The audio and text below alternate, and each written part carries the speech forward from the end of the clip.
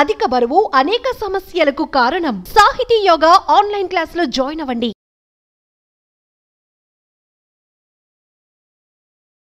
So ఈ రోజు మనం డిస్కస్ చేయబోయే టాపిక్ ఏంటంటే డయాబెటిస్. సింపుల్ గా చెప్పాలంటే ఇది ఒక షుగర్ వ్యాధి. And according to recent WHO survey ప్రకారం ఏంటంటే దాదాపు 442 మిలియన్ పీపుల్ ఈ డయాబెటీస్ తో బాధపడుతున్నారు world wide. And 1.5 million people direct గా డయాబెటీస్ తోనే చనిపోతున్నారు.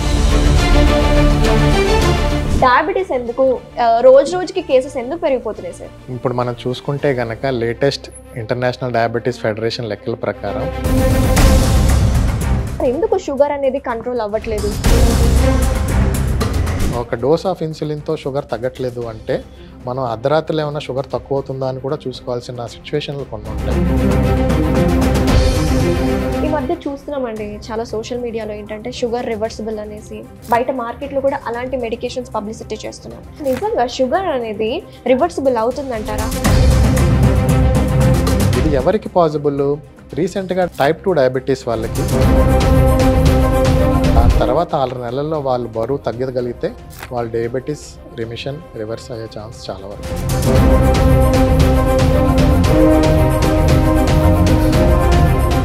హాయ్ హలో నమస్తే, welcome to Suman TV live podcast.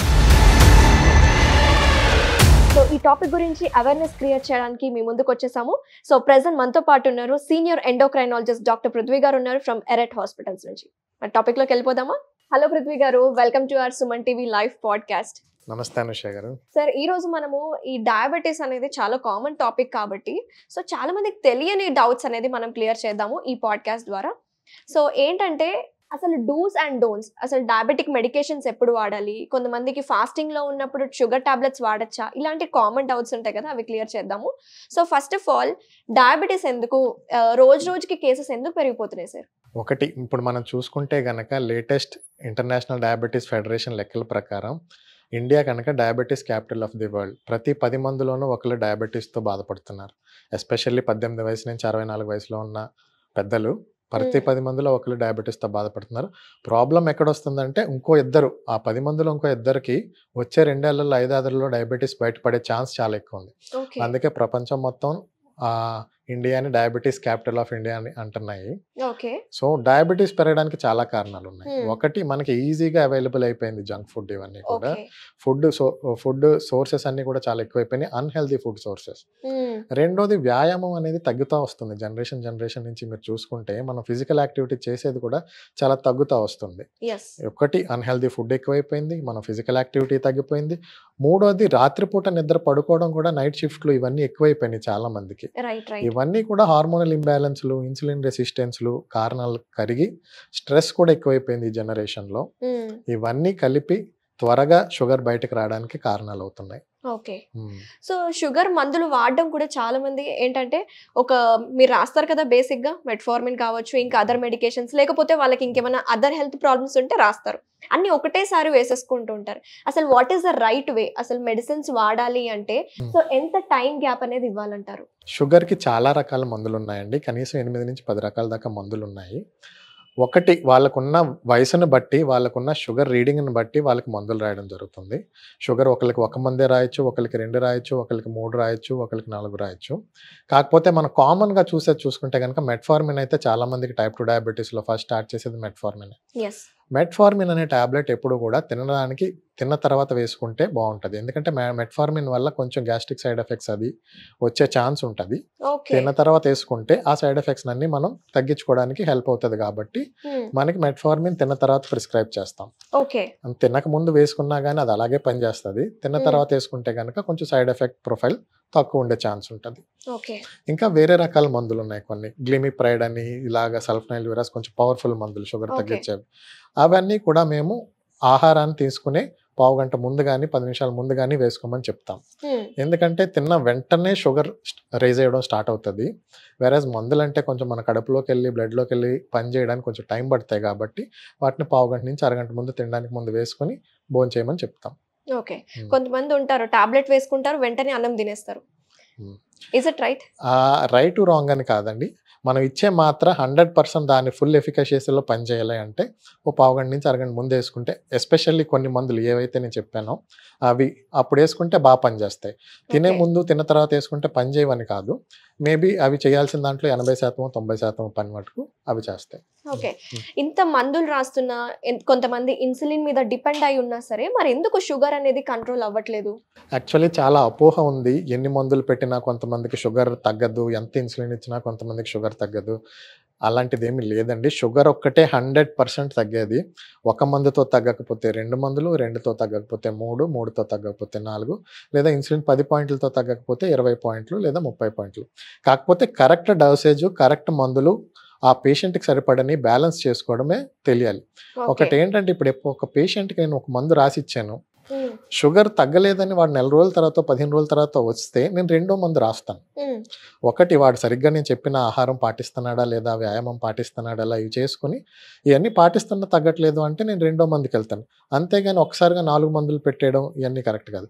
చాలా మంది చేసే తప్పు ఏంటి అంటే మందులు రాస్తాము, మళ్ళీ 6 నెలల తర్వాత ఒకేసారి వస్తారు షుగర్ తగ్గట్లేదని. సో అప్పుడు మళ్ళీ వేరే డాక్టర్కి వెళ్తారు, డాక్టర్లు మార్చేస్తూ ఉంటారు. వాళ్ళేమో షుగర్ ఎక్కువ ఉంది కదా 4-5 మందులు పెట్టేస్తారు. ఇలా విషయస్ సైకిల్లోకి వెళ్ళిపోతూ ఉంటారు అనమాట.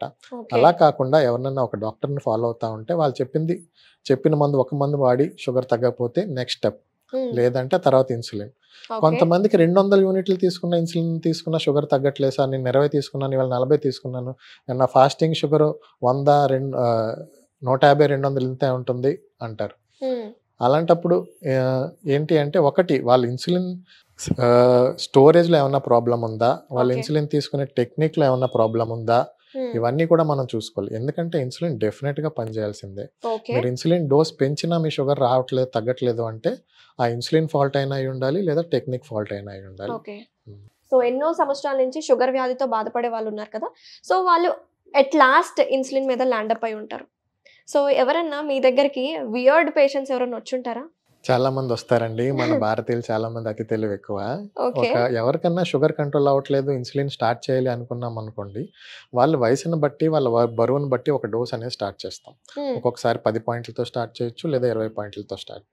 ఇప్పుడు నేను చెప్తాను 20,000 నుంచి ఇన్సులిన్ స్టార్ట్ చేస్తున్నానండి, మీకు 20 పాయింట్లతో స్టార్ట్ చేస్తున్నాను, 5 రోజుల తర్వాత ఒకసారి ఇంట్లో షుగర్ చెక్ చేసుకుని వాట్సాప్ పెట్టండి, దాన్ని బట్టి ఇన్సులిన్ డోస్ పెంచడం తగ్గించడం చేస్తాను.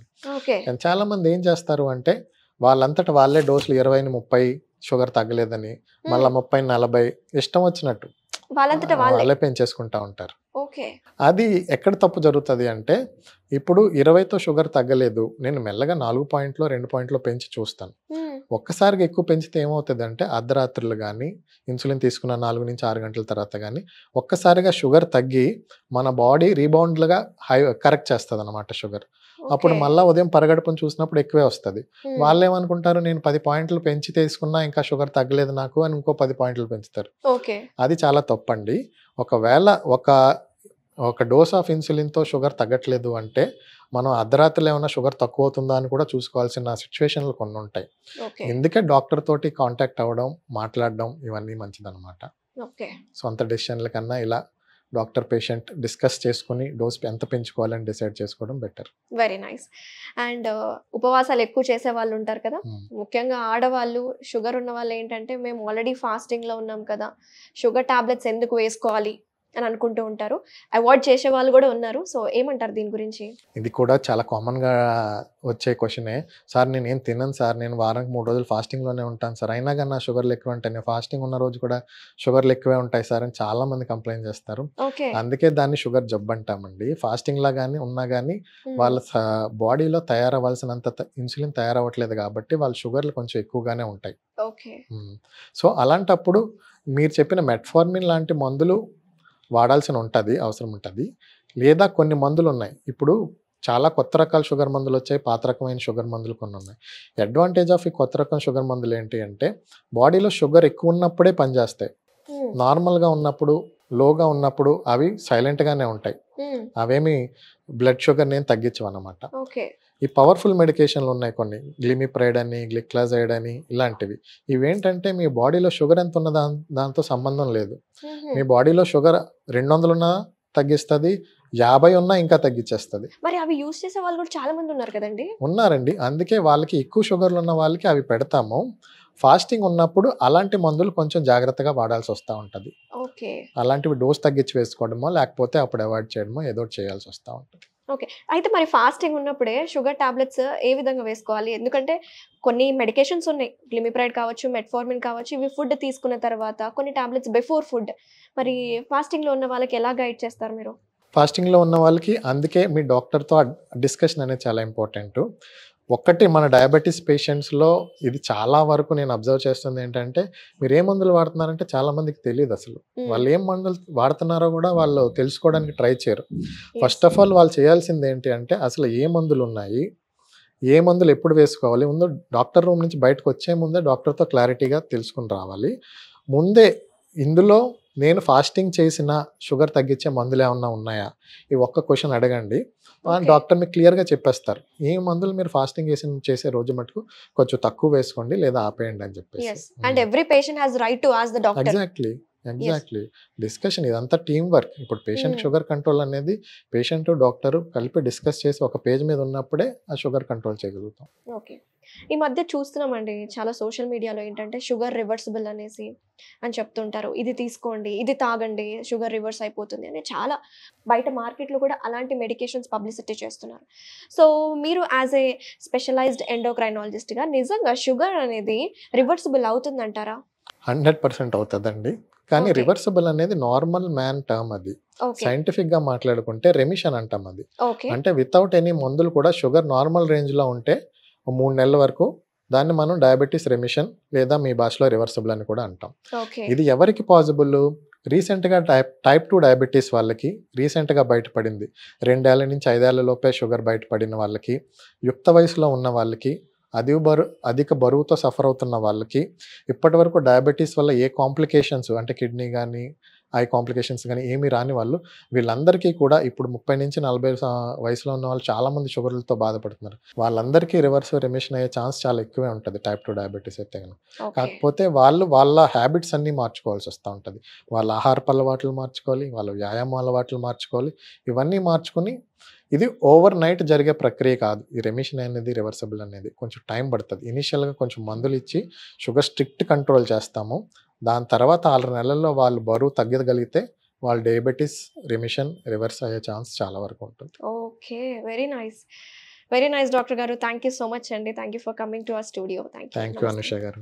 సో చూసారు కదా viewers, I hope we have covered all the doubts అండి. డూస్ అండ్ డోంట్స్ ఏంటి, డయాబెటిక్లో తీసుకోవాల్సిన ప్రత్యేక జాగ్రత్తలు, అసలు మెడిసిన్స్ ఎలా వేసుకోవాలి, ఫాస్టింగ్లో ఉన్నప్పుడు ఎలా చేయాలి.